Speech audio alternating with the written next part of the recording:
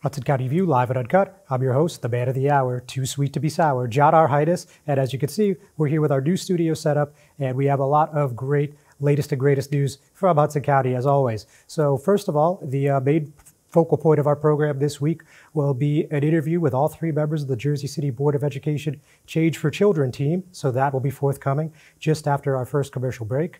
And on top of that, we want to tell you a little bit about what's going on in Jersey City elsewhere on the municipal government level. We want to talk about that Civilian Complaint Review Board, what's going on with Ward E Councilman James Solomon and Ward A Councilwoman Denise Ridley. Obviously, that did not end up having a first reading on either measure last night, so we're going to tell you what happened at the council meeting and, of course, the caucus before that. On top of that, we're going to talk a little bit about the Hoboken City Council and their vote on their $117.8 million budget. While they voted it down just 1 week ago, now they came to an agreement that passed 8-1, which largely revolved around how much surplus was going to be used out of the city's reserve. So we're going to give you all the details on that as well. And if we have time, we're going to be talking about the Jersey City Quality of Life Task Force now being a part of the Municipal Department of Public Safety. As we've seen for many weeks now, there was a number of public speakers who didn't want to see the Department of Public Safety get any more personnel. They were still talking about defunding the police and all that. But at the end of the day, this measure passed 7-2. So that's something else that is on our radar, and we hope to have time to speak with you about. But first, we are going to have a word from our sponsors and then sit down with the Change for Children team. We'll be right back. Burns Brothers Memorials, Monuments, and Markers, 787 Tunley Avenue, Jersey City. Hudson County's only monument maker, serving all faiths and cemeteries. Design studio and large inventory on site. Cemetery inscriptions and custom orders welcome. Burns Brothers Memorials, Monuments, and Markers, 787 Tunley Avenue, just south of Secaucus Road. Craftsmanship that will last for all eternity. Burns Brothers, Jersey City, Albert H. Hopper, North Arlington. Visit us on the net. Consumer Carpets, 3408 Kennedy Boulevard in the Jersey City Heights, your one-stop store for residential and commercial floor treatments, carpeting, linoleum, tiles, laminates, hardwood floors, area rugs, remnants, all major brands, all in stock.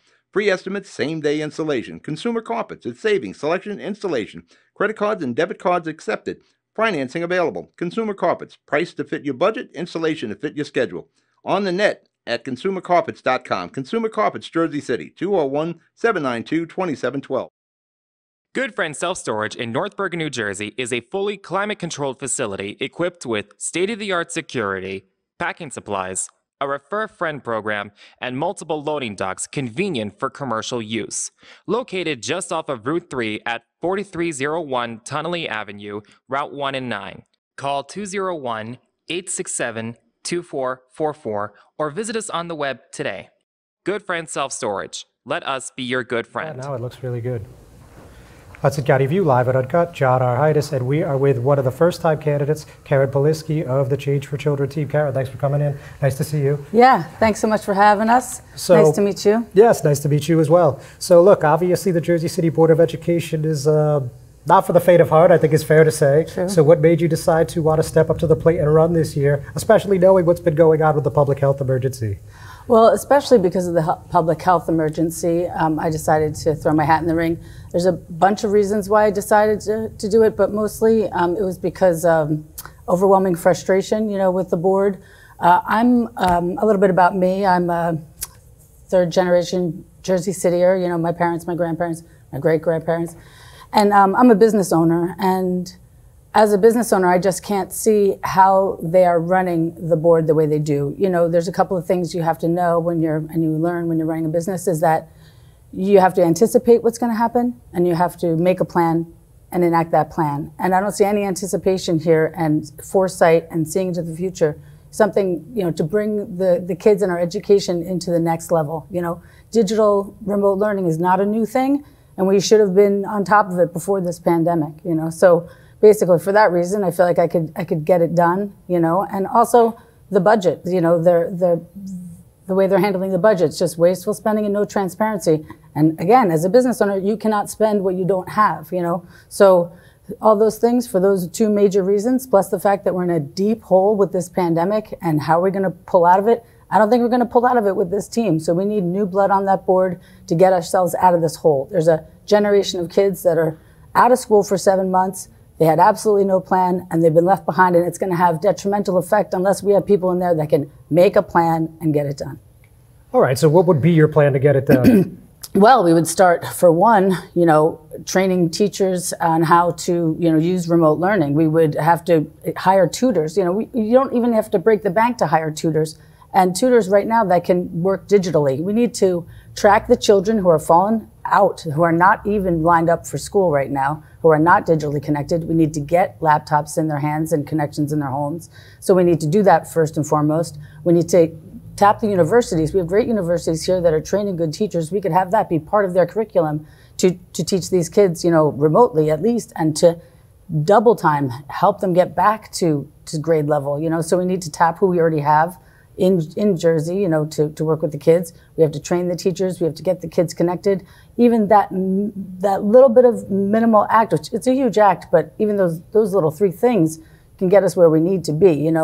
We need a clear criteria for opening up the schools. We need to get back into school, eventually, especially K through fifth grade. They need in-person learning. As COVID preparedness goes, so your opponents have said that you guys did a good job of throwing daggers, so to speak, but you didn't really present much of an alternative plan than what they've already done. So what would be your reaction to that? Well, what they've already done is to me, you first of all, I understand you can't see a pandemic coming, but you could have made some plans, like I mentioned before.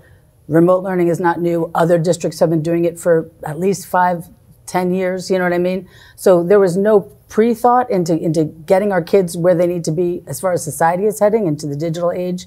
Education is changing. There are new paradigms for learning. They don't research and stay on top of what they need to. And if it was a business, it would be out of business because they're not staying on top of it and they're not looking to the future and not anticipating what could happen. So that, basically, there's a bunch of other things they could have, should have, and would have done that, we could sit here and list. But so as far as fiscal responsibility goes, it's no secret that state funding, municipal funding has not been kind to the Jersey City Board of Education, to put it mildly. Mm-hmm. So as far as that goes, as far as preparing the budget and as far as, just basically getting the spending plan to a place it needs to be, what do you think needs to be done there? Well, we need transparency. We need to see where this money is going. We have a huge budget. There's a huge shortfall. And we need to, first of all, understand where the money is being spent, how we can spend it better, and tie it to the strategic plan. There's no information out there that says, here's where the money is going for this initiative. Here's what we're doing for this. There's mismanagement of funds, and God knows where the money is going, given the board's, ethical history. Very good, Karen. Thank you so much. We're going to take a quick break, and we're going to be back with Sonia Centro. So just stay with us for a moment here. Thank you so much. Thank you. The Jersey City Medical Center. You know it for its award-winning, life-saving ambulance service. It's also your health hub, with health and wellness locations staffed with certified professionals all through Hudson County. The Jersey City Medical Center. Here to help you with your healthy, here when you need us the most. The Jersey City Medical Center. Visit us on the net to learn more. Jersey City Medical Center, Robert Wood Johnson, Barnabas Health Facility. Let's be healthy together. Newport, the luxury waterfront community on the Hudson River, offers the quality of life you deserve in 10 high-rise rental towers with amenities such as the on-site Newport Path subway, light rail and ferry service, Newport Town Square, 3 playgrounds, dog run, upscale restaurants, retail giants like Sears, JCPenney, Macy's, and Target. Morton Williams Supermarket is just outside your front door. A health and fitness club, spa, skating rink, and medical facilities are also on site. NewportNJ.com. Enjoy the New York skyline from Newport Town Square. Manhattan is just one path stop away or quick ride through the Holland Tunnel. Nursery and private elementary schools all on site. 12-screen movie theater at the Newport Center Mall. Want to visit Newport? Stay at the Westin or Marriott Hotel. Go to NewportNJ.com for details. Newport has luxurious towers, great restaurants, shopping, New York skyline views, schools, playgrounds, a marina and yacht club, gym, spa, fine wine, fine living.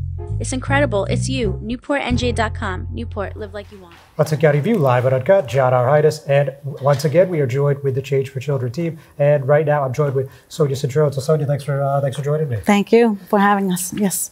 So obviously you ran last year and you didn't get the result you had hoped for. You ran as an independent, of course, but now you're back running with a slate, obviously. So just tell me how that transition happened and why you thought this was the most logical step for you as a candidate. Well, I can honestly say that the transition, I welcome it. But my concerns are and always been the children.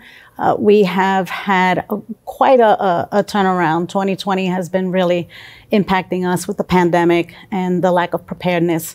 The reason why I'm running is because I know I can bring unique skills to the board. I've worked in the classrooms. I've worked in the financial services. I also am a substitute teacher. And at one point, I was working here in our Jersey City district.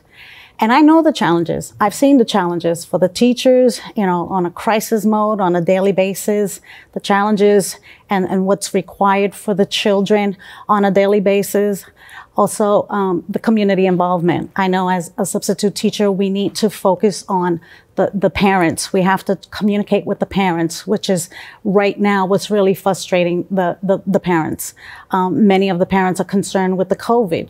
One day we're falling behind, promises about schools being opened and only to learn that we're closed and they're going to open up next month. So the frustration is there.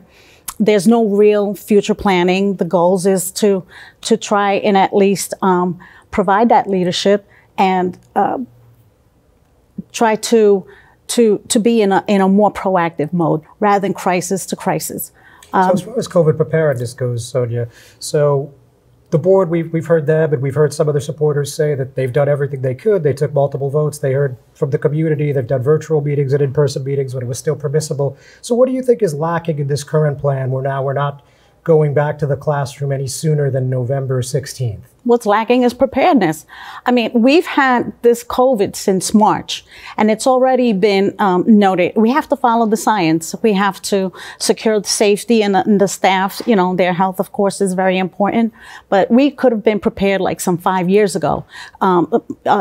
Hybrid learning, online learning, however you want to call it, virtual learning, this has been in existence for some time now. So I think we need to, in a proactive mode, remain doing the research and stick to moving and planning forward. And like I said, I've worked in the financial industries. I know we have a huge budget and shortfalls. We have no transparency. It's my teammate has been mentioning. Yep. And we need transparency. And I can bring that to the Board of Education. As someone who's been in the classroom, what do you think is something that should be instrumental or perhaps integral and part of getting back into the classroom when it's safe? Well, at this point, we need to understand that the science, the data, that's very important. Without it, we can't just go ahead and just, bring the staff in and the children in. It's very important that we follow the science. Okay. And as far as being fiscally responsible, we talk about this budget. It's bigger than a municipal budget. And, this year happened to have a fairly significant tax increase, which a lot of states and a lot of municipalities and boards of education have had, of course, due to COVID. But in this particular case, this is a lingering issue. The budget shortfalls are not new. What do you think needs to be done on that end? Well, again, we have to really make an assessment of what needs to be done. And I'm sure with the transparency and we have a little bit of clarity of what's going on, we just work with what we have. And hopefully from there, we can be able to attain the goals that are needed and prioritize as far as our children and our teachers are concerned. Sonia, thank you so much. Was there anything else you wanted to add before we let you go today? Yes, vote for Change for Children 4, 5, and 6. Thank you. All right, very good. Thank you. We're going to hear another word from our sponsors, and we'll be back with Ashidia Johnson. Pen and Pencil Properties, Jersey City. Shaping the workplace with state-of-the-art office spaces that address your company desires. Building residences that define your home environment. Adjacent to all modes of transportation with on-site parking available. The right address, the right lease. Call 201-521-9000 or visit online at penandpencilproperties.com. Pen and Pencil Properties, building Jersey City for everyone. Rama Jewelers, located in the Lyndhurst Shopping Center at 413 Valley Brook Avenue, Lyndhurst. Come for all your jeweler needs at Rama Jewelers, where you will find a fine selection of necklaces, earrings, rings, and bracelets. Choose from one of our complete sets, our many signature items, or find the perfect engagement ring. Come on down. That's Rama Jewelers at 413 Valley Brook Ave, Lyndhurst. Call 201-939-5784 or visit us online today. Hudson County View, live at Uncut. I'm your host, John R. Heinis, and joined with the third and final member of the Change for Children team, Ashidia Johnson. Ashidia, thanks for coming back in. Hey, nice to see you again. Nice to see you again. So, obviously you ran with this team last year. It was a different makeup, but you're back again with the latest incarnation. Why did you think it was important not only to run again, but to stick with the Change for Children banner? Well, it was important for me to run again because clearly there's been a lack of leadership that has been especially prevalent this year with the pandemic. It's obvious that there was no disaster plan in place because they weren't prepared for what was going to happen even a little bit. During talking to parents and talking to voters and talking to teachers that I know, there was a failure of communication with the teachers, failure of communication with the parents. People were confused as to what to do when, where to go for what. And overall, the leadership is lacking. And in a time like this, you definitely need strong leadership. Yeah, I don't think anyone's going to disagree with that. So from the time that the classrooms were closed, I believe that was the last week of March or the first week of April, something like that, till now, through the summer months, really, what do you think should the plan have been? What do you think the structure, the communication, and things like that from the Board of Education should have been for parents, educators, students? Well, something as simple as the public schools website, to keep parents informed of what decisions are in the works, what they're possibly planning on doing, a mechanism for the parents and the teachers to give their feedback. There was none of that. And clearly throughout this pandemic, there hasn't been adequate research. They haven't been following what professionals are saying. We have neighboring districts right in Bergen County who are reopened already. Clearly, they've made a plan. And so even throughout the pandemic, once it started, there still hasn't been any leadership. It's like they've been absent. So would you say it's unacceptable that they've already called remote learning through November 16th? Or how would you characterize that? Well, you can't determine when you can send the kids back until you have a solid plan to reopen. You have to know that the buildings are 100% clean, not pretty good. You have to have certain certifications in place. You have to have the proper safety precautions, gloves, masks, things of that nature. You need to know how often the building is going to be cleaned and when, and how you're going to do that between moving the children and the staff in and out. And none of that has been present. And in terms of fiscal management, we're talking about the budget, which obviously passed a few months ago. It was really quite a divide I saw. Like some people thought, this is the best case scenario, and other people thought you guys didn't do your jobs. I mean, I obviously know where you stand, but what would you have liked to see before that spending plan was approved by that board? Well, first of all, the input from both the parents and the teachers, and to the taxpayers to have some transparency with them. If you're asking them to contribute more money, you should be able to show them what you've been spending money on, where there's a shortfall, and what your plan is for that money going forward. Okay, and we've seen your opponents, I believe their most recent statement, they talked about billionaire developers helping your team, and this isn't the first time we heard it, right, as you may remember. And last year was one of the actually it was the most expensive Board of Ed race in New Jersey history. Certainly 2020 far different from 2019. So I guess just to clear the air here, I mean, is the Ferrer NJ, the LaFrac organization, are they helping your team at all this time around? We do have contributions from various people and companies, and I don't think that that's a bad thing. And people who know me know that my relationship with the community, whether it be the small business owner or the huge developer, is the same. I do what's right by the community. So I think that they use that as a distraction from the fact that there's been a lack of leadership on their behalf. All right, and obviously, needless to tell you again, you're running against 3 incumbents. So why do you think they have not done their due diligence as board members and it's time for a change? I mean, you're still getting the same thing. You're getting no transparency with the budget. You're getting no transparency with the community, failure to communicate during this pandemic, failure to have any disaster plan in place. No, you can't predict the pandemic, but you know that we have storms, floods, anything can happen that could shut down the school. And for you not to have a plan in place, that proves that you're failing in your leadership, and it's time for something new. The parents and children deserve better. So they've said that they've sent out email blasts, they advertise every caucus and every regular session, special meeting, so on. And they're in contact with the parents and staff regularly, and they're not hearing a voluminous number of complaints. Of course, I'm putting this all to one condensed ball, I guess, but what would you say to that?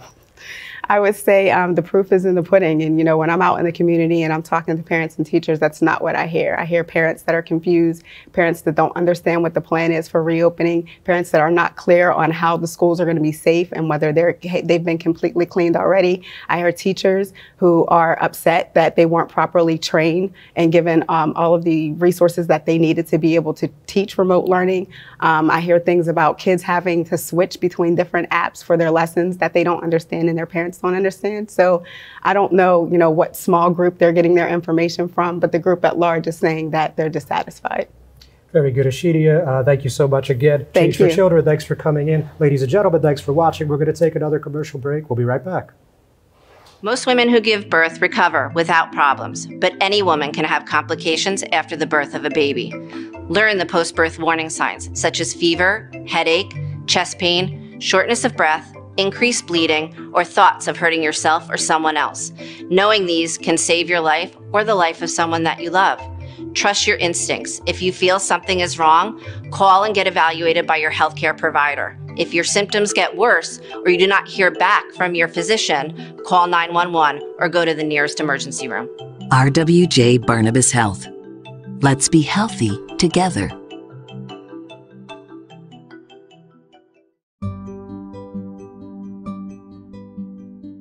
It has actually changed my life. You know, it's wonderful to be in recovery. I'm also a grandpa, a great-grandpa. I found joy in being abstinent from use. You know, I'm a family member, I'm a productive member of society, I'm a dog owner, things like that. I'm a fiance.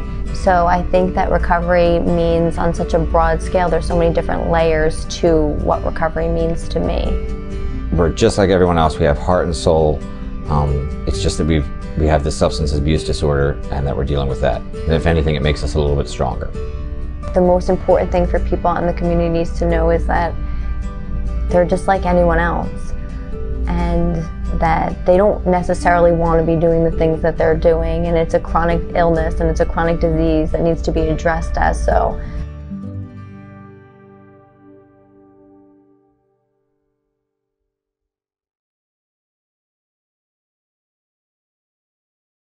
You know those times when you need to see the doctor, but you just can't get to the doctor?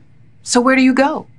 Go to the App Store, download the Telemed app from RWJ Barnabas Health, and you see the doctor right away.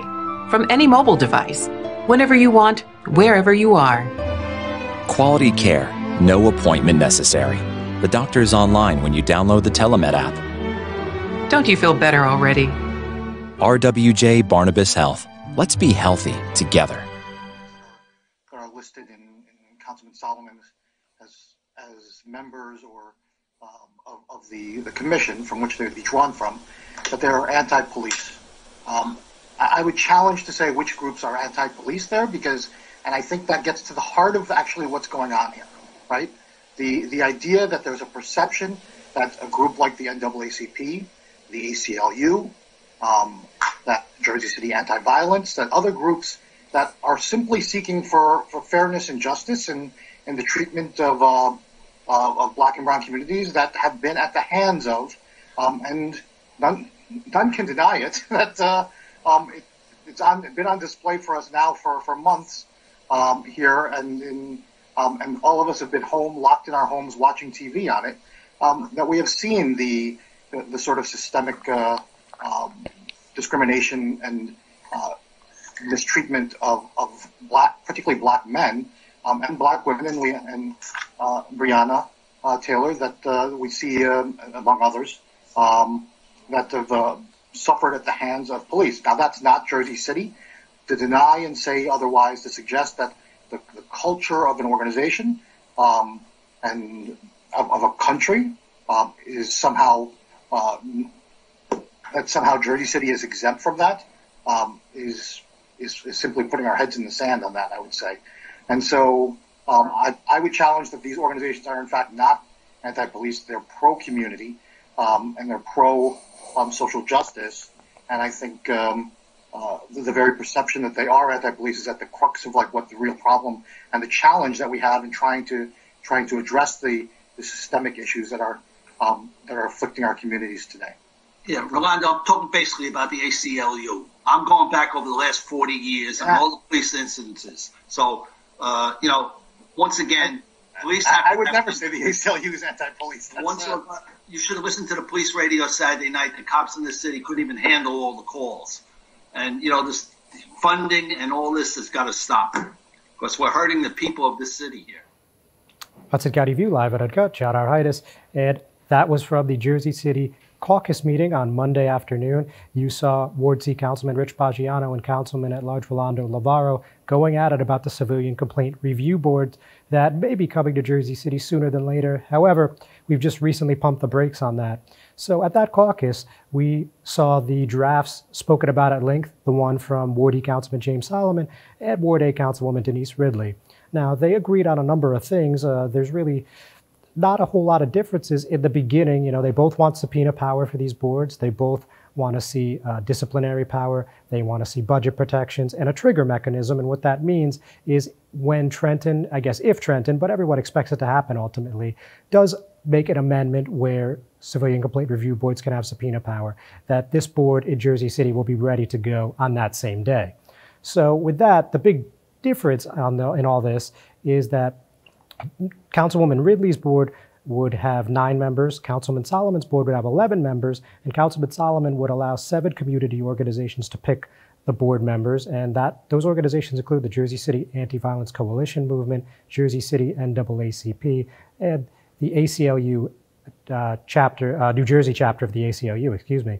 And as far as Councilwoman Ridley, the other thing about that is going to be that the mayor would have the ability to appoint the chair and vice chair of the board. Councilman Solomon wanted the board to do that appointment. However, according to Councilwoman Ridley, that's exactly what the state bill, which is currently awaiting a vote and has been introduced by Assemblywoman McKnight, says. So with that, they ended up pulling it, and Councilwoman Ridley had some choice words for Councilman Solomon, but I'll have to ask for you to either to go back to the tape or read that one as we're running short of time, and I want to jump to Hoboken for a moment before we call it a week. So they actually had their budget vote last night. You guys probably recall that last week they voted on whether or not they wanted to approve a budget with a 9.8% municipal tax increase, and it was $117.8 million, and it would ultimately have a 1.4% net change for the taxpayer. That means including the county, including the open space tax. Well, that was voted down 6-3. This time we had an amendment introduced that would allow the council to consider 7.5% municipal tax increase and an overall tax increase of 0.75, which is just $70 annual increase for the average resident in the mile square city.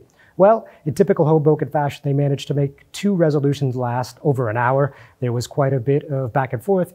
We saw First Ward Councilman Mike DeFusco, Councilwoman at Large Emily Jabor really went at it. We heard some impassioned speeches from the Third Ward Councilman Mike Russo, the Second Ward Councilwoman Tiffany Fisher, and just about everyone had their voice heard. When it was all said and done, the amendment passed 9-0, and the actual budget itself, which is still a $117.8 million spending plan, passed 8-1, and Councilman Russo was the only one to vote against it. So it looks like any shenanigans, if you will, for the budget will be saved for next year, but we will have the mayoral race and the 3 at-large council seats up for grabs.